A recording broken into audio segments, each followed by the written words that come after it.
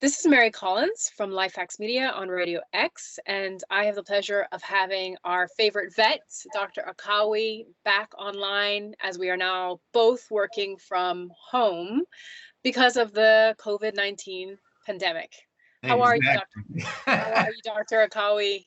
I am doing great considering what's going on, and thank you for having me. Such a pleasure. It's so good because we had Dr. Akawi on talking about pet safety during the holidays. And the last time I talked to you, Dr. Akawi, you were actually in New York where your practice is. So tell me, because it looks too sunny and you look too healthy and tan to be in New York City. What's going on? Well, two things. I have a home in Florida, and typically I travel to Florida after I finish my shift working in New York. I work like 5-6 days a month. And I happen to travel, and I'm grateful and lucky, on March 10th from New York to Sarasota, where I live. And obviously, by that time, we had like 100 cases in the United States. The beginning of March. So to go to Florida, and then the cases have been really multiplying exponentially since then.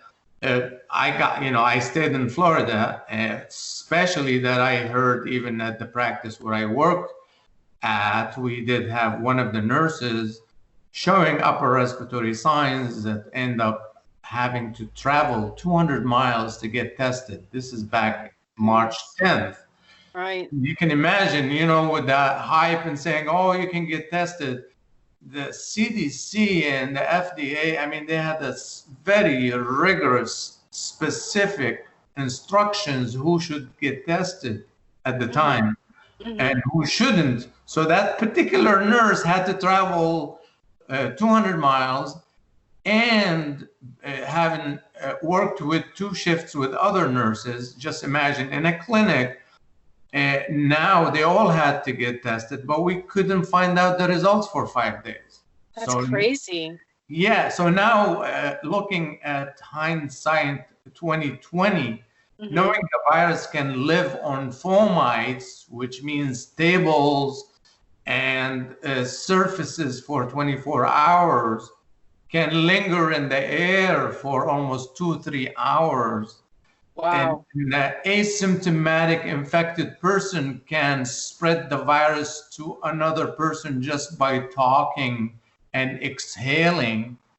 It's just looking back at that, saying, wow, this is really a serious situation.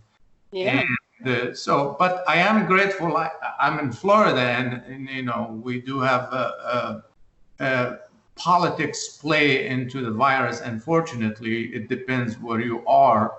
In Florida, there's less rigid social distancing, just because the thinking, which is crazy, that it's not really that big a deal.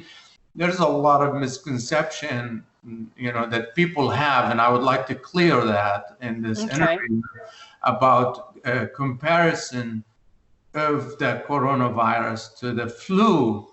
And is that the same? Or if it's the same, why are we really afraid of it? Because last year in the United States alone, we lost 34,000 people to the flu, died. Wow. Okay. And you don't hear anything about those people, right? Right. Yeah. And I think this is what's causing a lot of clashing of personalities. Right. And actual friends are like fighting almost like politics over this, because people are like, this is my livelihood. I need to get to work. I have things to do. Why should I be, made to stay home when I have a life, And then there are other people like me who read up on history and panic about 8 weeks before everyone, and start to plan, because I know in history that the last one was in 1918, and I thought, I'm probably wrong because I'm not a doctor, but I saw a lot of similarities to, and then and I haven't even watched the scare tactic movies like Pandemic or any of the other things. I just good old history book reading had got me kind of alert. And the fact that they started to cancel carnivals and festivals in Europe, that was like, uh-oh, the government knows more than they're telling us. You know, they don't cancel billion-dollar carnivals for nothing. Exactly. So, and then what's bothering me now as well is because, and we will get into this, right, is that you're my go-to pet person, being a trained veterinarian, and I am already uptight about people's dogs coming to over to my dog, because I'm like, I don't know where your dog has been. I know where my dog has been, you know, and I'm already like quite, and she's an old dog, so I'm still seeing people here. They're kind of talking away from each other, right? Like they're 6 feet apart, but they're letting their dogs kiss and sniff butts and all this sort of stuff. So this is definitely what we want to cover today, Dr. Akawi, is what is COVID? What does it really mean? Why is it important to follow the rules? And that includes with our pets, what to do next. So you all right. Let's take it away.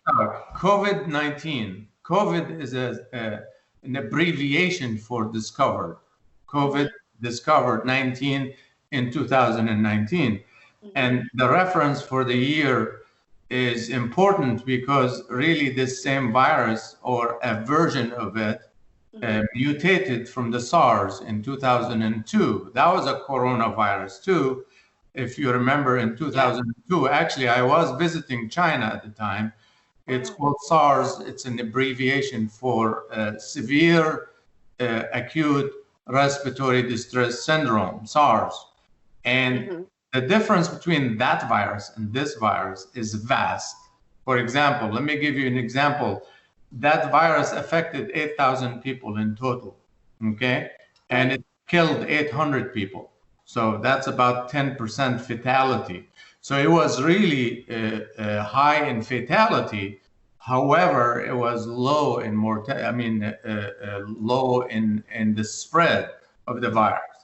So that really spread from a bat, we know a bat, to a wild cat called civet. Oh, wow. Yeah, civet. And again, really? You know, it was in the Wuhan area because people eat civets there or wild animals and things like this. So the reservoir for the virus is the bat. So bat, the virus hopped from a bat to a civet, and then it mutated and was able to cross and infect humans. Typically in the normal coronavirus infection that people have before all this epidemic, it always causes rhinitis, upper respiratory tract infection. You don't even know that you have it and it's gone. But this one mutated inside the civet to a point where it was affecting our respiratory system in more profound way. So that was in 2002, and of course we didn't learn from it because humans are not really intelligent sometimes.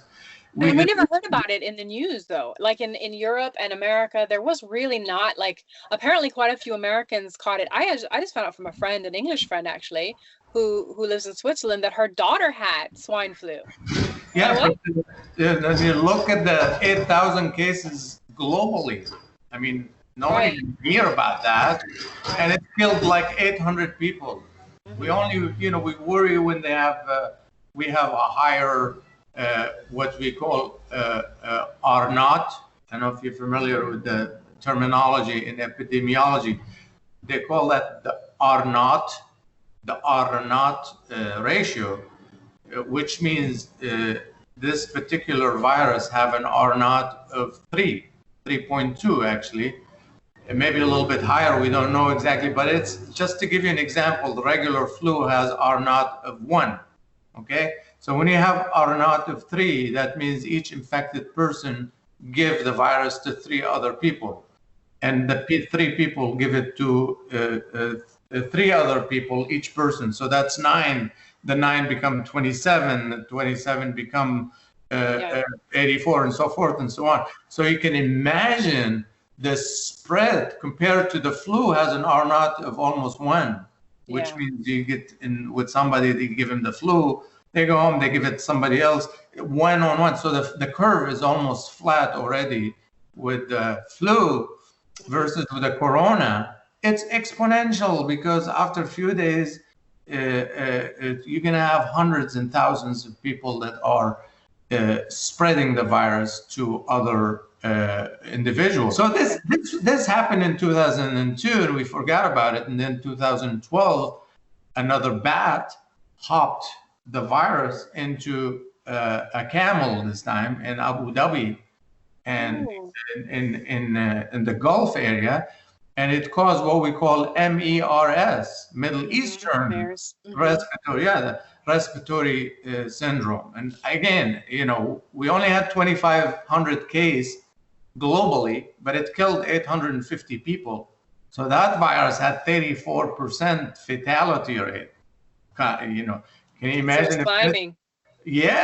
So it's mutating differently, and the presentation was different in 2012, and yet we forgot about it. We didn't.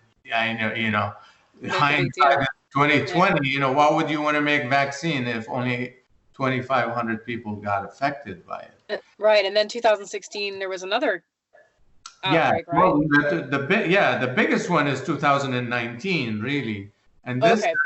The virus hopped from a bat again into a pangolin. So pangolin is almost like armadillo, but it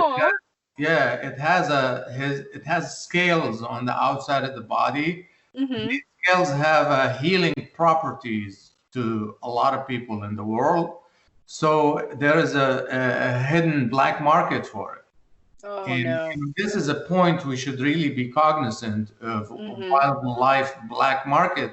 And this is really what caused it. It was in Wuhan. They were catching those pangolins and selling them to other people that are interested in the scales of the pangolin, not knowing that another coronavirus hopped into the pangolin and was able to mutate and infect people. Dr. Akawi, in case people think that we're just coming up, with this off the top of our heads, where is a good source? Because this is what causes a lot of confusion, is people are getting stuff that from different sources, and some people won't listen to it if it comes from Fox News, and some people won't listen to it if it comes from CNN. Where is PubMed, or where is the best place to find the actual like information that says what you have? I mean, for the MDs, PubMed would be excellent. For veterinarians, I always hop on the avma.org, and it has, if you want the same information but more specific to animals, then that would be a good site. USDA.org is a good site. The CDC is an excellent site. I mean, they filter all the information. Right. Sometimes I suspect there is a little bit of political guidance there. So the first part we were talking about was based on what is, first of all, people need to understand is the death rate compared to the spread rate compared COVID to the flu, which is what we've covered. So that's definitely like our first hacks. People, do your research, look at PubMed, look at the different vet site, specific vet publications to see when this started. And if you look back, it started quite a while ago with the same kind of transmission through an animal, just like the flu of 1918. So first of all, that's what we want you to do. Your top life hacks right now is find the research yourself. Do not depend on social media or what I say, news sites that are very much dictated to. Exactly. The information is there. So thank you, Dr. Akawi. That's part one. So thank you so much, Dr. Akawi. Yes.